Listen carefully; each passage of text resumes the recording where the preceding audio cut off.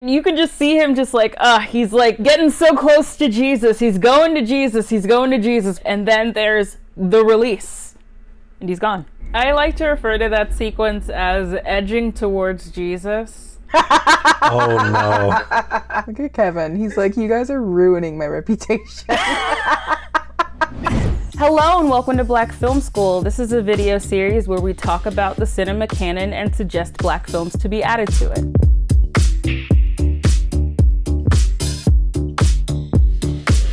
This episode, we're going to be talking about Arthur Penn's Bonnie and Clyde from 1967 and Bill Gunn's Ganja and Hess from 1973. You absolutely need to watch these films before you hear us talk about them, because number one, they're great, and number two, we're going to be discussing spoilers. So stop the video now, watch them, and come back. Bonnie and Clyde, starring two of the greatest Oscar presenters of all time, Faye Dunaway and Warren Beatty, is about a couple who are on the run together and robbing banks during the Great Depression.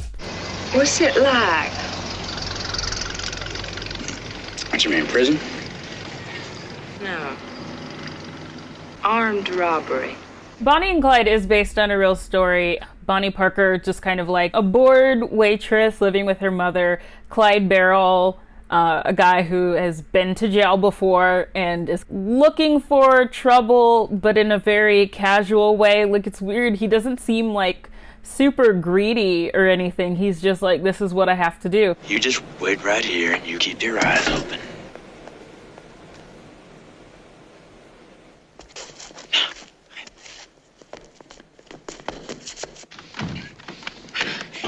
Hey, what's your name anyhow? Clyde Barron.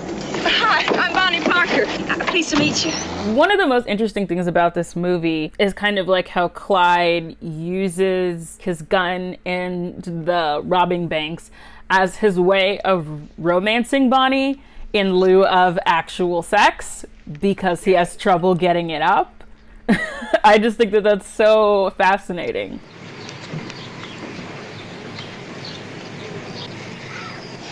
Yeah. I think a huge part of like the mythology around Bonnie and Clyde like centers more on like the kind of ride or die vibe and forgets about like doing right by everyday folks, you know, and being kind of a folk hero. Yeah, I think the thing that makes this different is that, you know, we see throughout the film, if they ever came across someone who they felt was screwed over by the bank, they empathize with them, you know what I mean? And I think that's really important to know as well, probably because they could align with that struggle.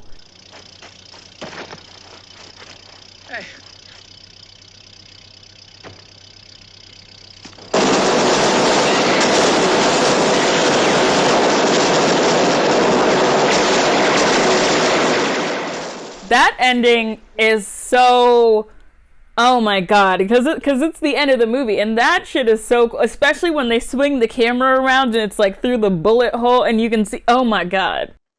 Yeah, and in terms of film school proper, it's just a really, really impactful way to literally show on screen the Hays Code, which is the set of 36 industry guidelines that were put in place from 1934 to 1968, and it prohibited nudity, scenes of sexuality or violence, just anything that could be immoral. Even like the scene that we were looking at earlier in Bonnie and Clyde where she's kind of having this oral fixation with a Coke bottle, and also like the phallic gun, like that's already a no-no, never mind this like total guns blazing ending. But things that had not been seen before on screen were really going to start being shown after this movie just kind of flipped the bird at the code that was in its last legs. So if you like hot outlaw couples, you're gonna love the film that we're talking about next. It's 1973's Ganja and Hess, directed by the king, Bill Gunn.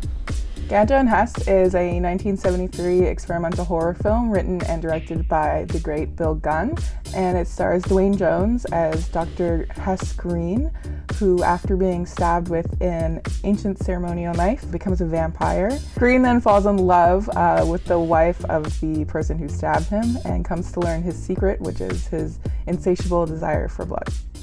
To be adored on this planet is to be a symbol of success. And you must not succeed on any terms, because life is endless.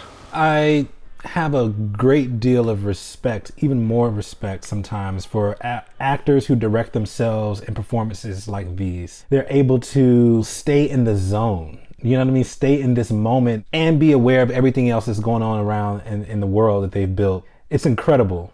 Yeah, it's very much like not like a winking little cameo. It's a very vulnerable, very just like beautiful performance to watch that kind of transcends that aspect of seeing a director in their own film. For the most part, what we are given over to with Bill Gunn's character is the fact that he is self-declaring himself as unwell and he doesn't know what it means to be a person like him in the world. And what has been happening literally before this scene is he's been kind of threatening to kill himself.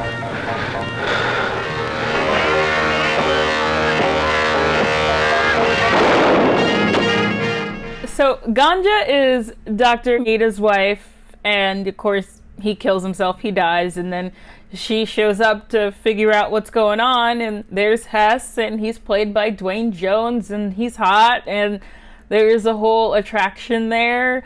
And then they kind of have like a bonding ceremony where like he's already a vampire and he was stabbed with the artifact, and so he stabs her. Be thankful.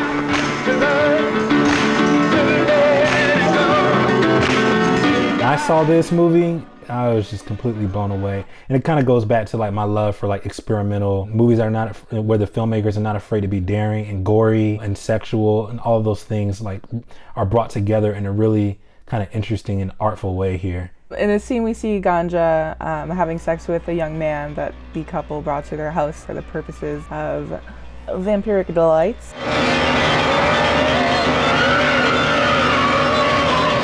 I think that the way Ganja is portrayed here in terms of someone who has intense desires, the fact that she is neither desexualized nor punished for her sexuality, I think it's something really rare, especially at this time. The way that she's treated and the way that the camera sees her reminds me a lot of like women's pictures of the 30s. Like the camera loves her, the camera adores her, and the camera respects her. Come with me.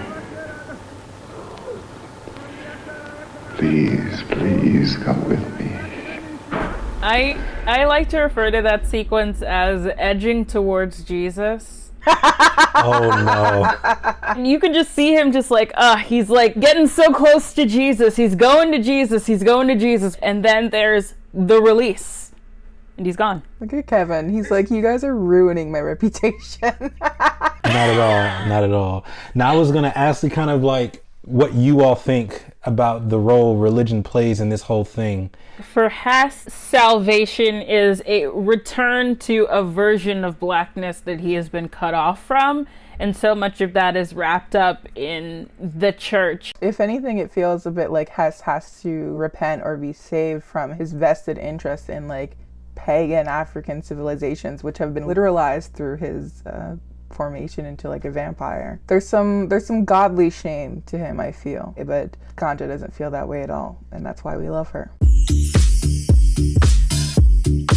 How would you define blaxploitation? There's a period of time where Hollywood wasn't doing so well financially, and black movies would come out, and because black people flocked to the theaters to support these movies, it was very lucrative for Hollywood. Groups of executives would put together small budgets for black filmmakers to go out and make their own version of whatever movie that did well. One of the coolest like bits of trivia about this movie is that like Bill Gunn was given this money to make the movie, and he was supposed to make a blaxploitation movie, and then he made this instead, and that's just such a power move. I would want to see the look on the studio execs' faces when they screened this movie. Especially when it was like the specific movie that the producers were wanting to go up against was Blackula. It's not even night and day. It's like outer universe and then Earth. Also, I think a really important thing is that a lot of blaxploitation movies are related to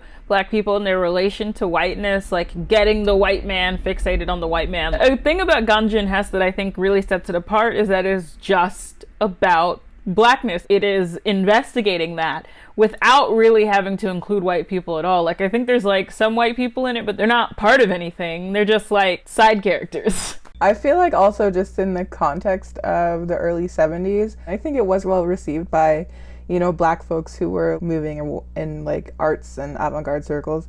But in terms of like a mainstream audience, it's just never going to happen, because the people who are the gatekeepers of what the mainstream is going to want to see are just not equipped. It also has a lot to do with the opinions of the people who financed it, sadly. And they tried to recut it numerous times. They gave it multiple titles, which is why I think it's so important that when we talk about giving black filmmakers opportunities, it's not just about hiring a black writer, hiring a black director, but like also getting capital from black investors and like putting black people in positions to be able to greenlight movies and market movies. Because if someone doesn't know how to market that movie, or they don't understand it, you know, what the filmmaker's trying to say, they're gonna sabotage it. And this is a perfect example of that.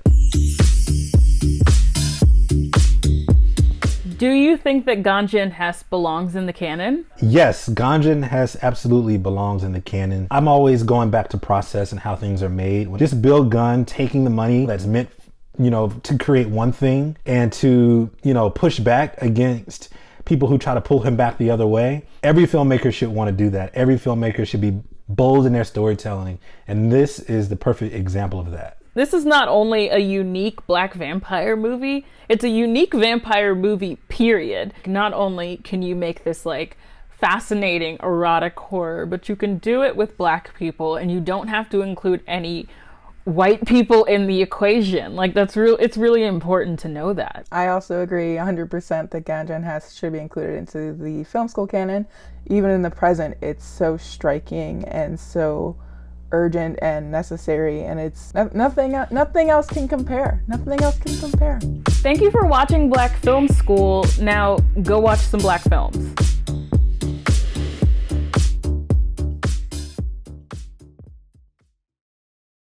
Thanks for watching. Subscribe to the Netflix Film Club channel to get our latest exclusive videos. Plus, hit the bell so you don't miss a single one.